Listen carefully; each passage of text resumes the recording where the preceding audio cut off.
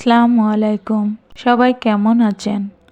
আজ আমরা রান্না করব বাঙালির প্রিয় এবং সুস্বাদু একটি খাবার, বাগদা চিংড়ি ভুনা। প্রথমে আমি কিছু বাগদা মাছ নিয়ে নিলাম। কড়াইতে পরিমাণ মতো তেল দিয়ে তেল গরম হয়ে আসলে পেঁয়াজ কুচি, রসুন বাটা, কাঁচা মরিচ বাটা, আদা বাটা, লবণ, জিরা গুঁড়া, এলাচ গুঁড়া এবং দালচিনি গুঁড়া একসাথে দিয়ে দিলাম। মশলাগুলো ভালোভাবে নেড়ে চেড়ে কষিয়ে নিলাম।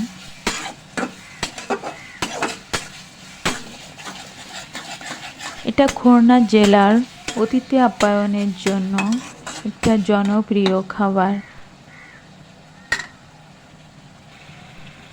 এবার হলুদ গুঁড়া দিয়ে আরও একটু ভালোভাবে নেড়ে চেড়ে নিলাম।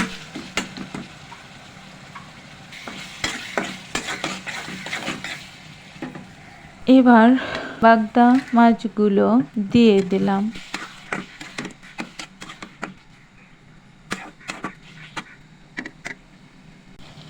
এবার শুকনা মরিচ গুঁড়া দিলাম। শুকনা মরিচ গুঁড়া দিলে তরকারির কালারটা অনেক সুন্দর আসবে।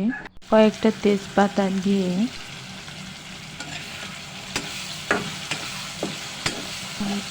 মশলার সাথে নেড়ে চেড়ে ভালোভাবে কষিয়ে নিতে হবে।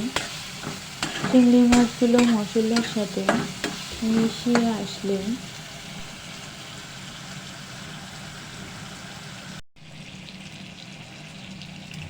একটু পরিমাণ পানি যোগ করলাম। চুলার আঁচ মাঝারি রেখে চিংড়ি মাছগুলো রান্না করতে দিয়ে দিলাম। কিছুক্ষণ পরে আবার নেড়ে চেড়ে চিংড়ি মাছগুলো মিশিয়ে দিলাম। একটি সুন্দর ঘ্রাণ আসবে বাগদা মাছগুলো রান্না হয়ে আসলে। এই অসাধারণ মশলার চিংড়ি ভুনা গরম গরম ভাতের সঙ্গে পরিবেশন করলে অনেক মজার লাগে। আপনাদের এই রেসিপিটি ভালো লাগলে অবশ্যই কমেন্টসে জানাবেন। আর আমার পেজটিকে লাইক, কমেন্টস